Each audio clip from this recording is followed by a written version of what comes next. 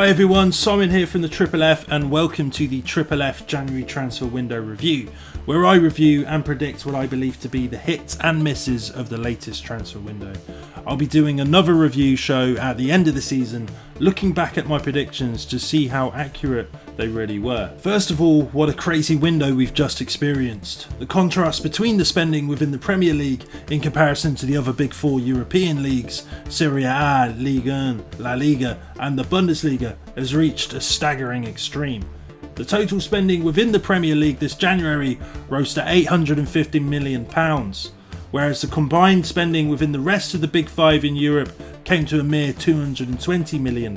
During the 2022-23 season, the Premier League has spent a total of £2.8 billion. Whether this stark contrast has any financial or economic repercussions for the game in general is yet to be seen, but I wouldn't be surprised to see transfer window complications arise in the future. Fees that are expected to be met within the Premier League will be applied to all other clubs throughout the world. Valuations of football transfers have been unpredictable and inconsistent for some time, but this last year has taken it to new heights. This isn't to create a witch hunt against Chelsea, but since Todd Boehly purchased the West London-based club, the spending on their behalf has been astronomical. They've spent close to £500 million since the American took over and he's only been in charge for 8 months. There's no doubt that the spending from the Blues has hiked the overall Premier League expenditure, but let's see if it has any detrimental effect, not just for Chelsea, but for the beautiful game itself from here on.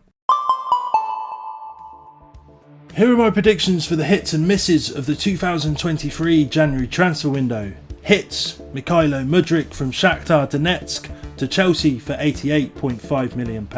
Speaking of Chelsea's substantial transfer business, a great example was how the £88.5 million signing of Mikhailo Mudryk from Shakhtar Donetsk wasn't the club's biggest transfer this window, as Enzo Fernandez of Benfica was signed on transfer deadline day for £107 million. As an Arsenal fan, it not only pains me to see Mudryk in a Chelsea shirt, as the player was agonisingly close to joining the Gunners.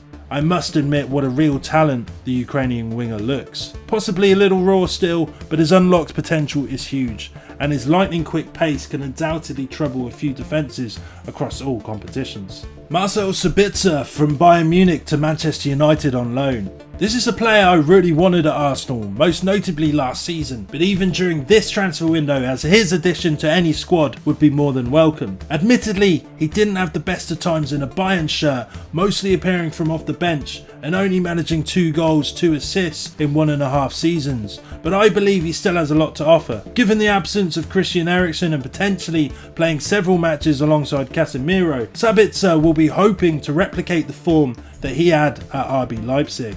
Leandro Trossard from Brighton to Arsenal for £24 million.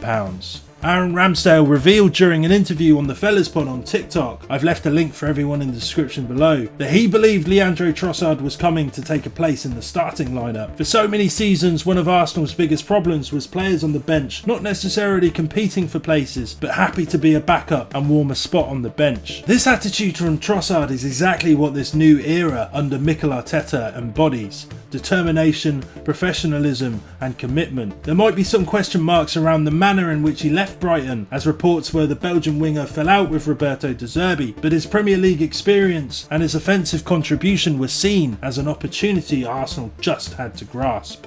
Torgan Hazard from Borussia Dortmund to PSV on loan. In all honesty, I was somewhat shocked to see Torgan Hazard join PSV, but thinking about it, this move makes so much sense. His best days were starting to dry up in the Bundesliga. He had a fantastic start to his Dortmund career, netting 7 goals and 13 assists in the German top tier, but the 2 following seasons were not really up to his blistering standards as a Borussia Mönchengladbach player. Joao Cancelo from Manchester City to Bayern Munich on loan. If I was surprised to see Hazard join PSV, I was absolutely flabbergasted to see Cancelo join Bayern Munich on loan. Obviously, Man City are in no shortage of top quality players, but letting one of your best fullbacks leave, especially when left back is one of the team's biggest positions of concern, is an eyebrow raiser. Also, strengthening a favourite during Champions League knockout stages when you have one eye on that competition yourself is a strange one. Having said that, Man City's loss is Bayern Munich's gain. He started at the weekend and proved exactly what type of player the citizens will miss, as he backed himself an assist. An incredible signing for Bayern, and we'll just have to wait and see what effect it really has on Man City's trophy hunt this season.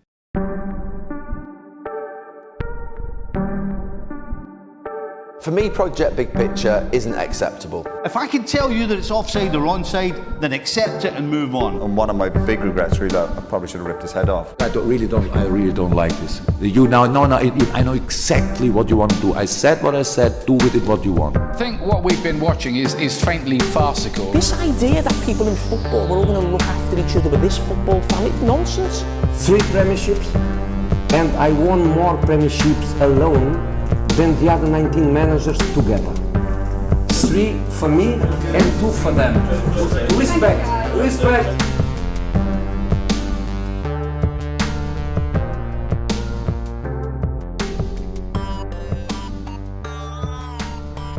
Mrs. Cristiano Ronaldo signing for Al Nassr as a free agent. Ronaldo could go on to score 100 goals in 50 matches for Al Nassr, but the only groups that feat might impress are Al Nassr fans, his followers on social media, himself, his friends and family. His move to Al Nassr may have set all kinds of viewership and social media records, but purely speaking from a footballing perspective, this transfer has done pretty much nothing for Ronaldo's football career. Even at the age of 38, Zlatan Ibrahimovic has proved that elite accolades and awards can still be achieved in the so-called twilight of a professional football career. Ronaldo has done whatever it takes to convince every man, his dog and himself included, that this move is beyond financial gain, and I know a large majority of football fans that just won't be fooled by that rhetoric. Whilst Lionel Messi has just lifted the World Cup, this transfer could be the final nail in the coffin to the greatest of all time Messi versus Ronaldo debate. Enzo Fernandez from Benfica to Chelsea for £107 million. In all honesty, choosing between Mudryk and Fernandez as to who will be the success or not is a very thin line.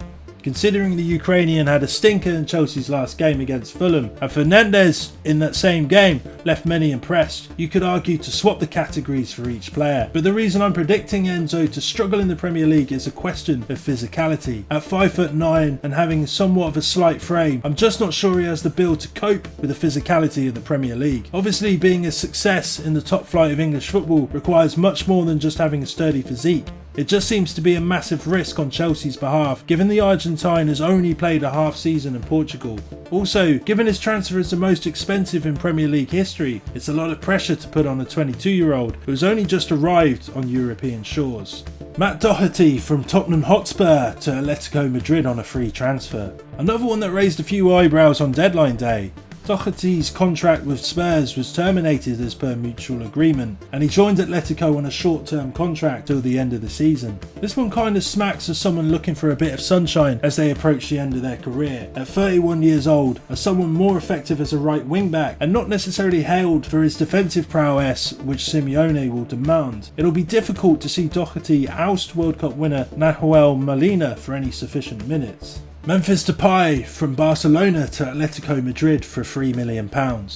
Another player I just don't see fitting into Diego Simeone's organised style of play. On top of that, Memphis has had rotten luck when it comes to injuries, especially a thigh injury as of late. It might give Atleti a different option to Griezmann and Morata in matches, but I expect Memphis to spend most of his time on the bench for the red and white side of Madrid. Cody Gakpo from PSV to Liverpool for £37.5 million.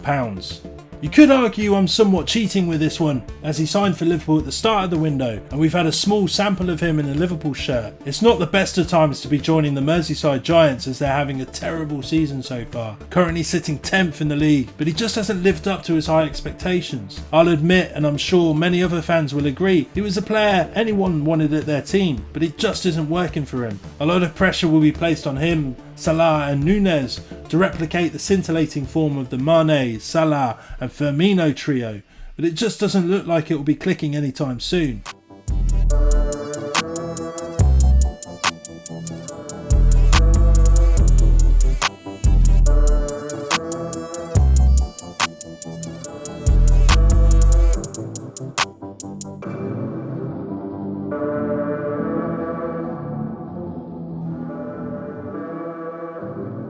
Right guys, that's my predictions. Like I said at the start of the show, I'll be back at the end of the season looking back at all of those and to see which of those came true and which of those didn't, just to see how accurate I was with all of those. But hopefully you guys enjoyed it. Hopefully you guys can sort of play along and let me know who you think are going to be the hits and misses of the transfer window. But yeah, thank you very much again for listening guys. Hope you're all well and take care. Bye bye.